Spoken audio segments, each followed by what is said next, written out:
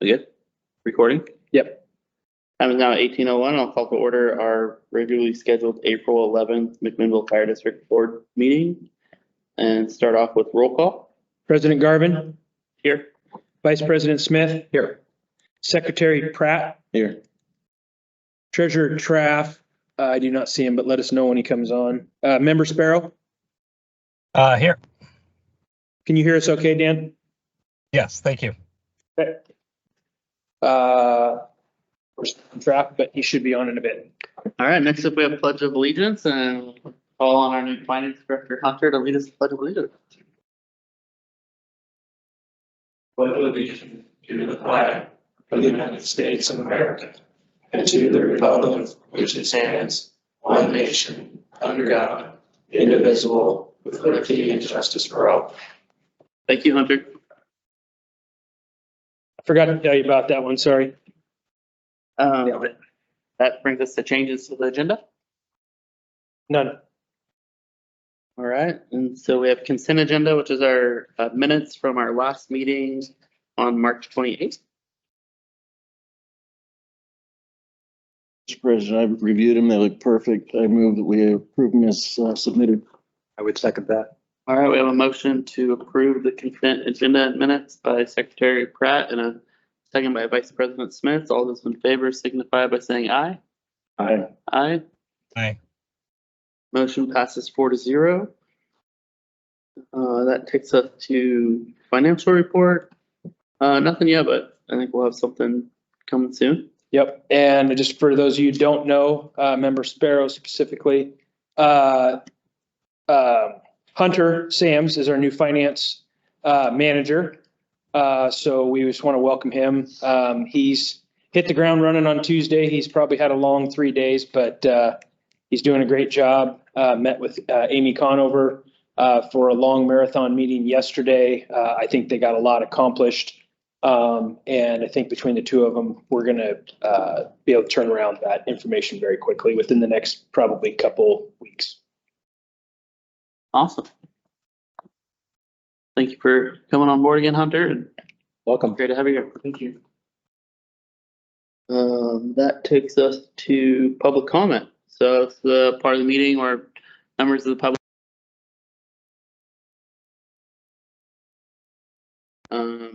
we ask you not to exceed 3 minutes. And Donna, do we have any comment cards tonight? Don't have any. And anybody on Zoom or Teams raising their hand? If you're online and you'd like to speak, just use the raise your hand function and Hunter can unmute you. All right, seeing none, we'll close public comment. That takes us to our business action required items. And first up is our IT contract, and I'll call on Chief Godfrey to brief us. So this is a continuation from last meeting's recommendation of moving our IT services to VC3. There was one concern that the board had requested that I looked into, and that was the ability for us to terminate the contract specifically for, failure to a breach of contract, failure to provide services or such as requested. The reason we didn't find it in the contract is because it's in the order governed by the master agreement. And on your third page here, you guys have a copy of it. This is their language. We do have the ability to terminate for breach with no penalty with 30 days notice. There is a second termination clause that we could terminate for any reason. If we did do that, we would be on the hook for any remaining balances such. But in both cases, we could terminate the contract if necessary or if we chose. Good. Give me 1 second. We do have Josh trying to get in on Zoom. Do you see him there? Yep, give him a second.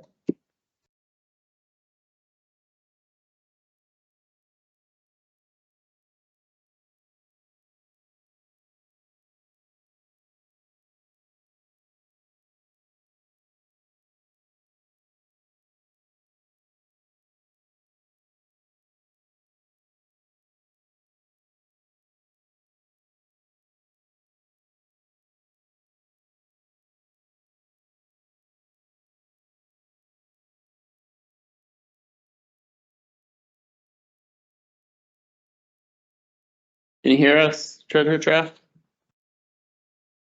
I can hear you. Can you hear me? Yep. Perfect. Thanks for joining us, and we understand you might go out on call at any point, so. Thank you. No problem. Thank you.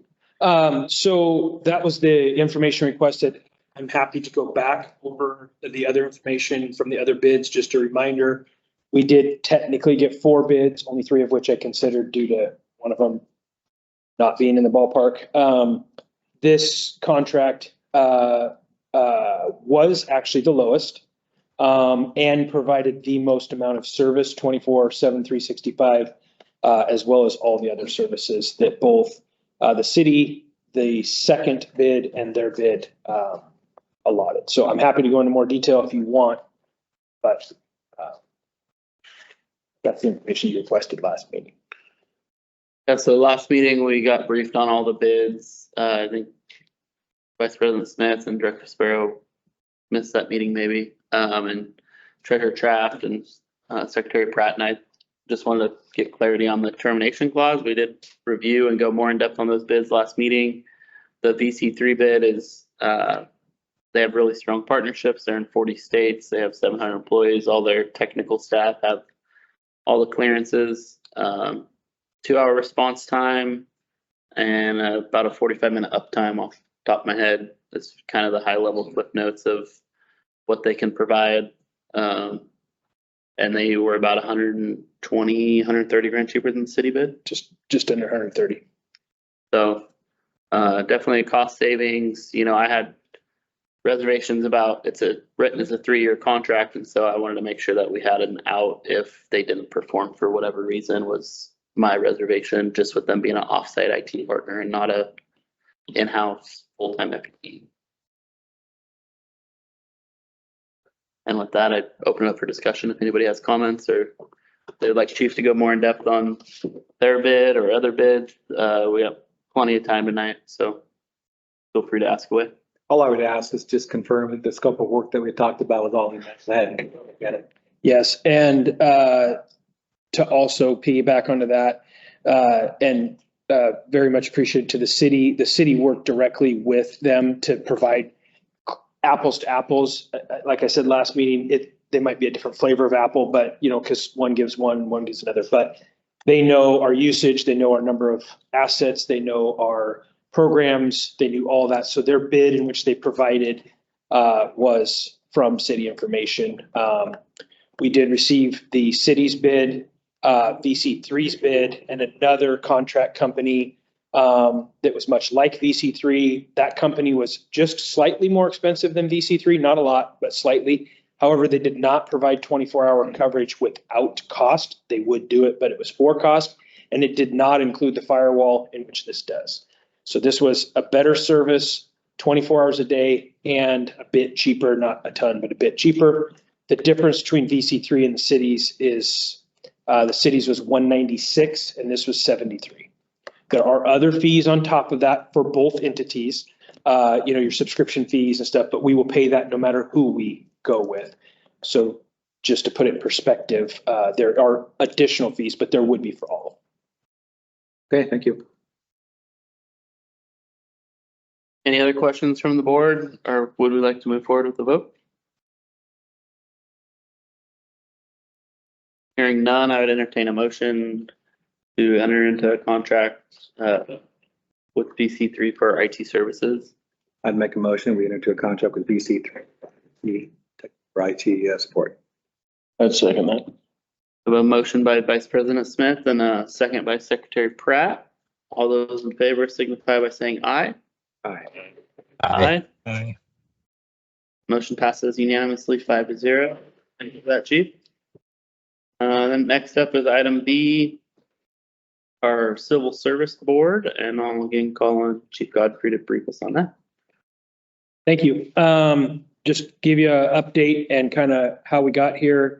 We had, we've reported out several times, 13 people applied for the process. Ultimately, 8 went through the process. We did have 2 different opportunities for individuals to take part in the process. It was a competitive process, 5-person panel, and that was via the civil service rules.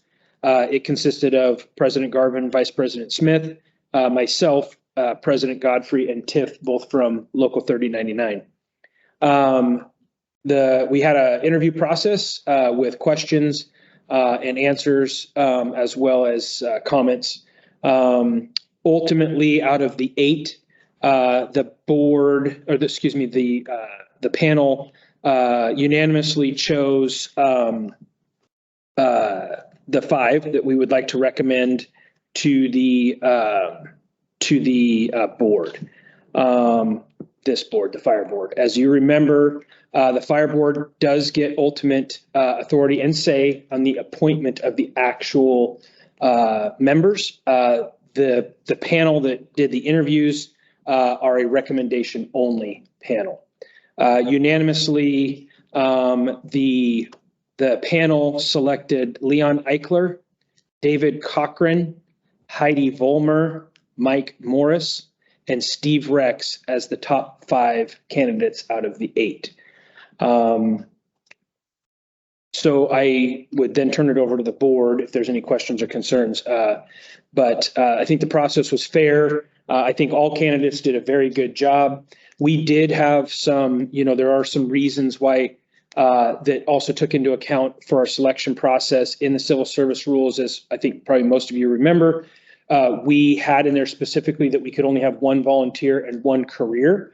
So that also did come into play as far as some of our selection processes. So, but I believe all 8 were viable candidates. All 8 of them did a very good job, and we appreciate their time and commitment. But those 5 are the ones that ultimately the board chose, or the panel, chose to the board. Thank you, Chief. With that, I'll open it up for any questions about our civil service recommendation. Vice President Smith and I are happy to share any additional insight, as well as we have Local 3099 President Godfrey in the room as well. No questions. Just wanted to let you know I appreciate your time and effort in being involved in that process. So thank you to everyone that was doing that. Thank you, Director Sparrow.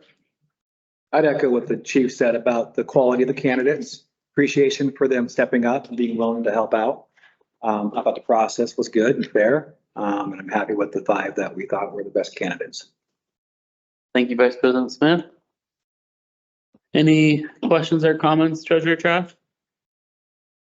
No questions. Yeah, I appreciate your guys' time as well. Thank you. Thank you, and I like to thank you guys for doing it. It looks like you got a fine group of people there. thank you, Secretary Pratt. So with that, I'll second what Vice President Smith and Godfrey said, that we had a great process, great candidate pool, and there was some guardrails put around career and volunteer, and so we had to work through that. But I think overall, it's going to get us a great third party to work with labor and admin to move forward with civil service, and something the board can be proud of. So with that, I'll entertain a motion to appoint the 5 recommended candidates. I would make that motion to appoint the 5 recommended candidates. Thank you, I'll Director second. Sparrow. And a second by Treasurer Traff. All those in favor signify by saying aye. Aye. Aye. Bye. And appointments are made by a vote of 5-0. Thank you all. And that moves us to other business. First up would be board committee and liaison reports. Anything new on LoSAP, Treasurer Traff? Just a couple things. As far as some information I got from the chief is Hunter Sams was added as the plans administrator. And then of course, Michelle Teed will be on that plan as the financial contact as well. So. Thank you. And then Director Sparrow, anything new happening over in branding? I know you guys were ordering patches and stuff like that, but wasn't Yeah, sure. and I have not been in contact this week with Chief Darby, so I don't know if there's anything new or if we've received anything in, but nothing new to report on my end. Okay, thank you. Board information report. Anybody have anything on that? No. Sounds good. I think there was a training up at PSU that also had a Zoom option. If anybody was gonna attend that, I think RSVP is closed, if not passed. So if that's something that you wanna do, I'd definitely reach out to Donna, our chief, on that. And other than that, we'll move to department report. Start off with loan 3099. And do we have anybody from the volunteers in tonight? So that'll move to fire chief report. First up is budget committee members. So we have received 7 budget committee members. If you guys remember, and this is both a statement and a question. We looked back at the notes and we tabled the selection or moving forward with the budget committee members to this meeting specifically so that we could, if someone wasn't chosen for the Civil Service Commission, they could then apply for the budget committee. We subsequently had conversation about leaving it open till Monday at 1700. We did not capture that in the notes, so I'm leaving that to your guys' decision and discretion, whether you want to close it tonight or hold it open so that someone could technically apply if they wanted to for budget committee. But the notes did state we were pushing it to today's date. It is my recommendation that we do move forward with at your discretion of how you choose, but we do move forward with selecting budget committee members. Whether you, we do have the applications, whether you put together a panel and just choose, whether you want to put together a process, however it is that you guys choose to do it, we will accommodate you. But it would be my recommendation that we do start moving forward to appoint budget committee members so that we can get them onboarded and then be prepared for subsequent budget committee meetings and start providing them information as we get it. And of course, the board. Sounds good. So first up would be if you guys are comfortable leaving apps open till 1700 on Monday, or if you wanted to close them as of now, or.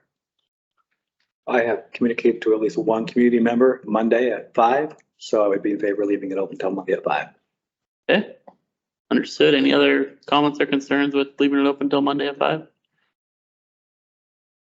No concerns. Did anyone from the civil service process state that they were interested in maybe one or the other or both? One did state that, but we picked him for civil service. Okay. The other 3 have not, but that doesn't mean that they could not. Sure. Okay.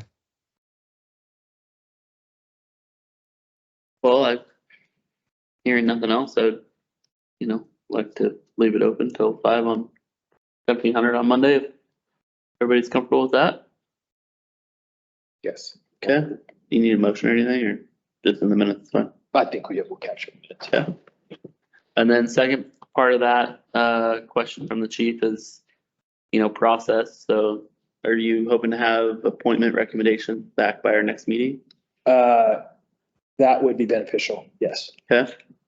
I think we should land on an answer for that tonight then.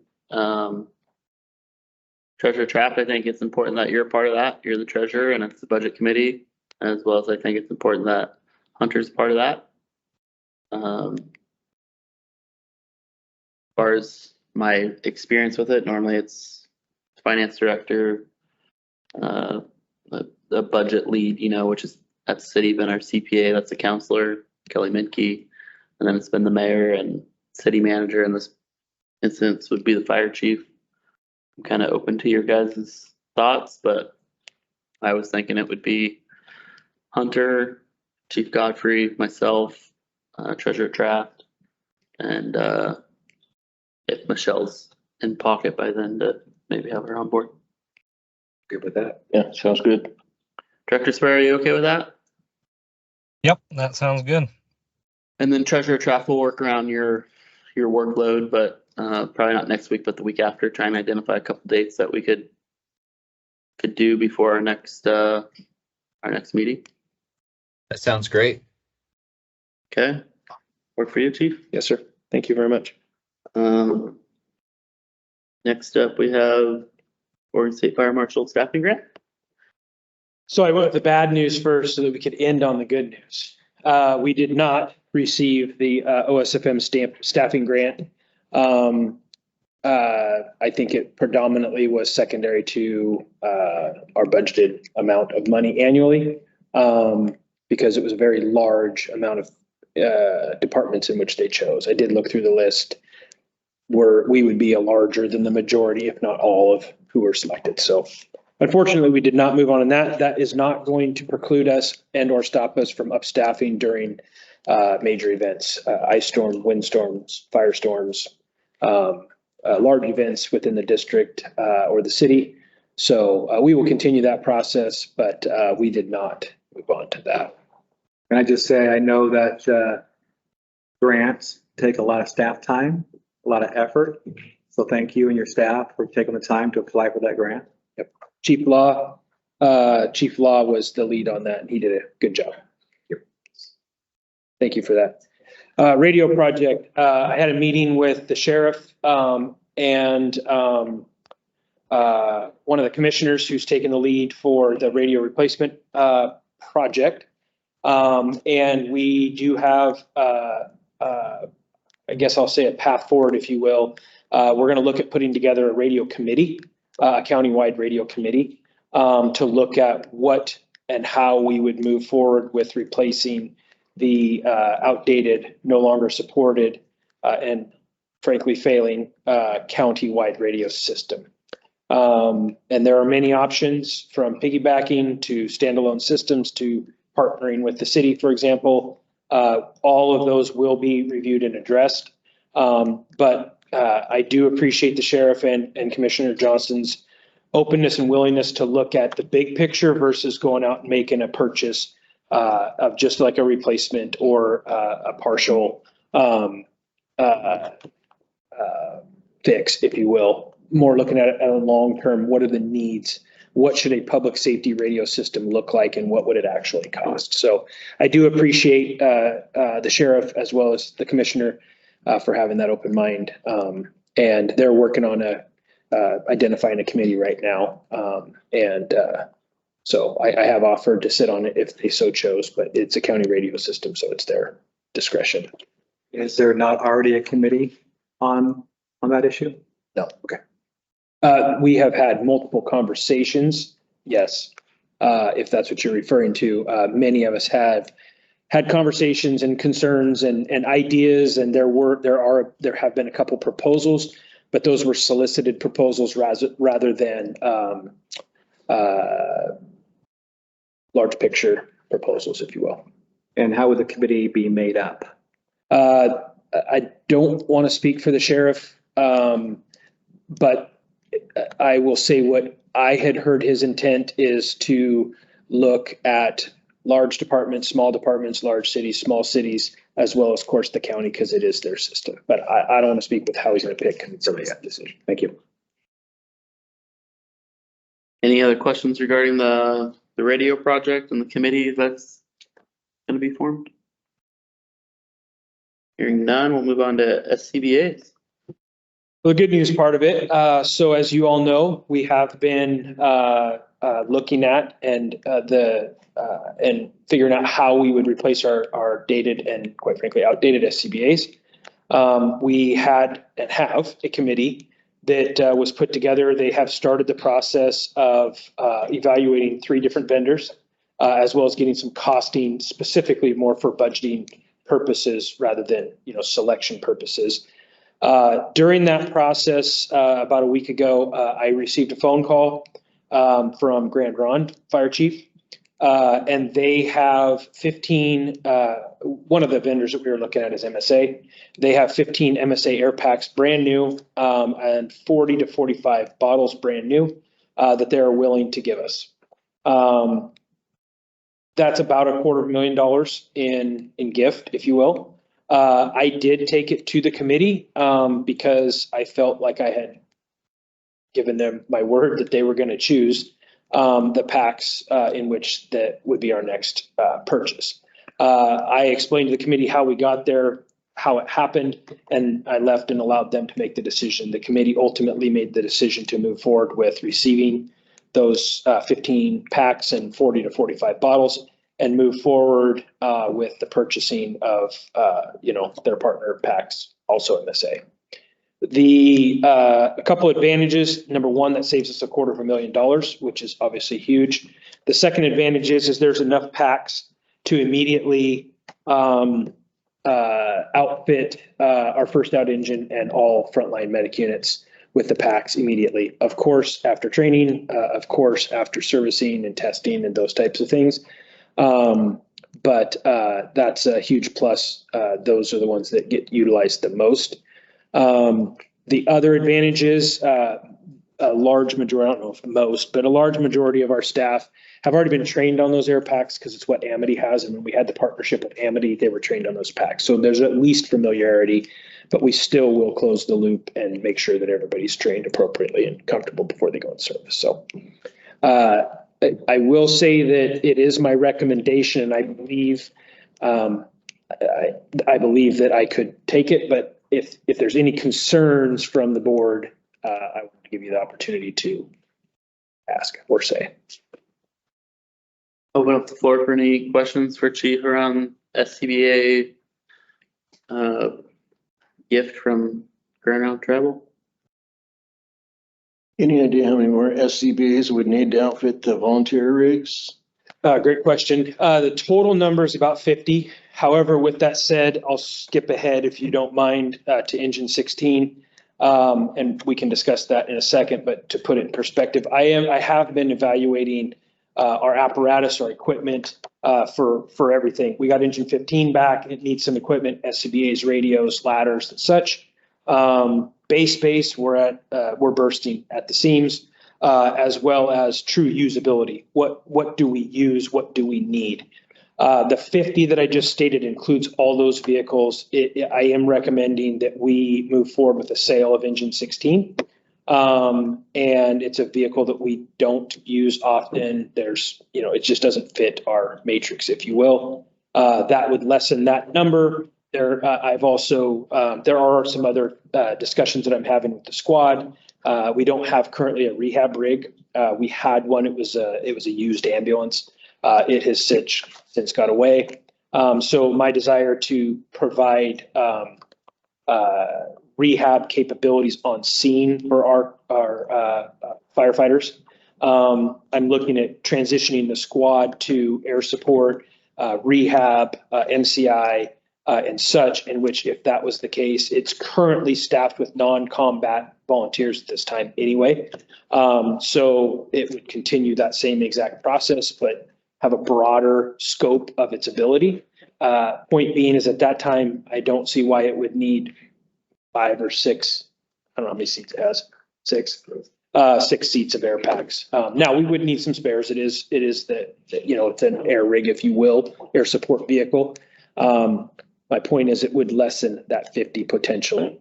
But to put it in perspective, 20 to 30 more. Okay, is that 50 minus the 15 minus the potential 6 or 4? That's correct. Okay, yes. 50, yeah, I'm sorry. 50 is the total number.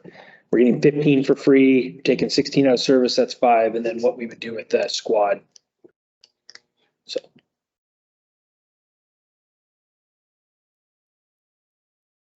Any concerns? I'll move forward.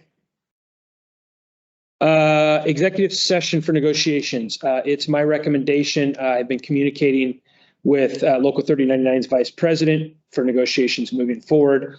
I think with Hunter's work and preparation, I think we're in a position where we could potentially start meeting soon with Local 3099 to discuss negotiations. I do see it prudent to meet in an executive session in the near future to discuss the board's impact, as well as any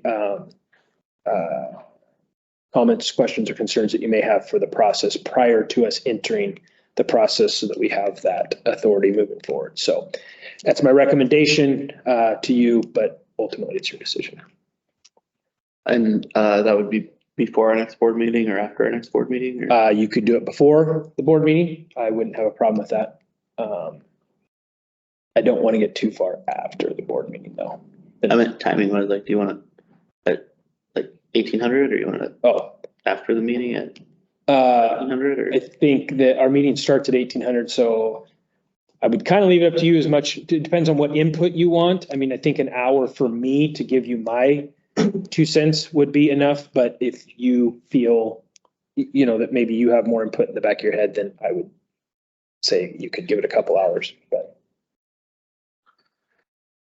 What's your thoughts? If I said we just do an hour. If we need more time, we can. so, do we want to do it after our meeting then? That way we kind of have that runway. We'll have our board meeting at 1800, executive session to immediately follow, and then we'll have legal on site to read us into executive session and afterward. That's correct. Saying P's and Q's. The good news is Michelle will be on by then. Cool. Any other questions, comments, concerns about executive session next board meeting? All right, thanks for that brief, Chief, and we look forward to getting Local 3099 under contract. Thank you. Next is the Lafayette agreement. I added that to your packet just simply for a reference. I'm not asking for anything in the board right now. I do have some concerns. I did meet with Operations Chief Hannafin because this affects her division, more so. We do have some concerns. We do appreciate Lafayette's reaching out, and it's things that we'll definitely be able to open dialogue. We have some concerns. The majority of the concerns are over the management of resources and making sure that the employees are under our umbrella and those type of things. I think they'll be easily worked out. But I will be reviewing this. I've already reviewed it with Chief Hannafin. I will review it with Michelle when she gets on site. And then I will reach back out to the Lafayette chief for discussion. And then of course it would come to the board before anything was signed or agreed upon. Sounds good. Thank you. Any questions around Lafayette? Hearing none, anything to button up with engine 16? Yeah, so I do want to open it up to the board. If you have questions on why, concerns, I'm happy to go as in depth as you choose. It's more of an operational type of decision, but it is a sale of vehicle. So I wanted to make sure that you guys knew and didn't just hear it through the grapevine. And I'm happy to go in any detail that you would like. I know, because we've talked, if you could just expand on your kind of the larger strategy that you have on apparatus maintenance and cost and replacement. Absolutely. It comes down to really 3 or 4 things for me. Starting at the easiest part, base space. We're out of base space. We're adding ambulances, which is great. We need them. And things like that. We don't have anywhere to park them. Engine 16 is technically speaking actually a type 1 engine. We do utilize it more as a type 3 engine, but it's a type 1 engine. We currently have 3 full type 1 engines and a ladder truck that qualifies as a type 1 rig. That's the second thing. The third thing, we don't have the staffing, both career and volunteer, to staff 5 type 1 apparatus. So if we could, and then on top of it, with the engine 15 coming back fixed, we need to update some, replace some equipment that was borrowed from it, if you will, over the years of it being out of service. And it doesn't really make fiscal sense to me to purchase new equipment for that engine when I have multiple engines that not staffed, if you will. That will buy us base space. It'll buy us equipment ability to move over. It will also, my intent of that money is to put that money, any money that we get from it, put it into like an apparatus replacement type of fund to purchase the first out apparatus that the crews utilize now that is definitely aging, is definitely in need of replacement. And it is my recommendation that we move forward with that. So that's just another step towards that. And like I said, fiscally from extra equipment to, and then on top of it, we're purchasing equipment now, air packs, radios with the grant that we put in for. It just fiscally doesn't make sense to continue to buy that level of expensive equipment. $5, $6, $7, $8,000 for one air pack and same exact money for one radio, and you do that times 5, and it gets expensive for what I believe is. I did vet this through my executive staff as well as the leadership staff, captains and above, and asked for any feedback, concern, or input, in which I did not get any negative input, if you will, for the sale of the engine. So. Do we have any idea what it's currently worth and what we paid for it when the rural fire board bought it? We're trying to figure out the worth.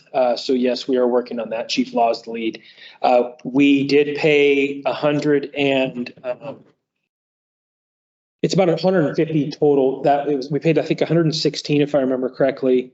I think I can tell you real quick. And we put about 50 in it. 116 we paid. We put about 50 in it to get it up to speed. I don't know if that included equipment or not, but that was what it cost us to put it in service. With that said, it's aged and it's got some damage that it didn't have then and that kind of thing. So, but Chief Law is actively looking to see its actual today value. Understood. Any other questions or concerns around the sale of engine 16 and freeing up some base space? In that same light, we are looking at surplusing at least one of the older Tahoes and the dually pickup. Again, same reason, parking spaces in the back, they're not utilized, they're end of life, to say the least. And so we're working on all of that in general also.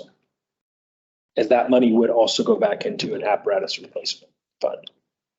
And do you see the need for us to get an actual type 3 engine down the road, or could we generate revenue with conflag dollars if we had an actual type 3? Or you could.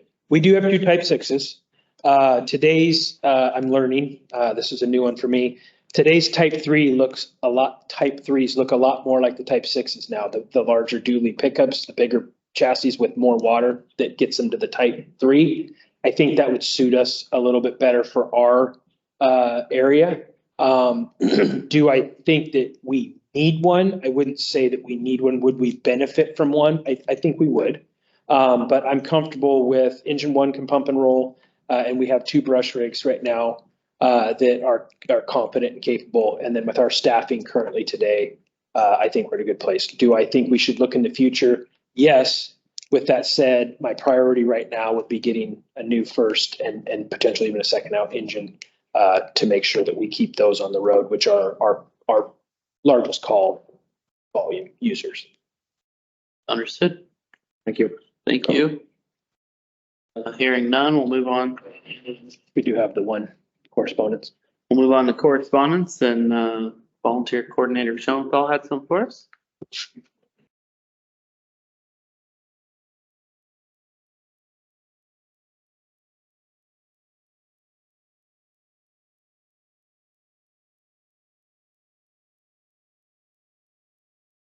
Hi, I'm Richard Schoenthal. I'm the new volunteer coordinator for the district. I was at drill last night and one of the paid staff came and talked to us about a phone call he received yesterday. Apparently a gentleman called us that he's called every year. Yesterday was his anniversary. He called the year before. So that puts a accident he had was 2 years ago. And that puts it when we had the paid or the career staff, or what would it be, the Professional Firefighters Association meeting in town. The accident happened out there on Highway 18, just past the airport. It was a motorhome versus a car.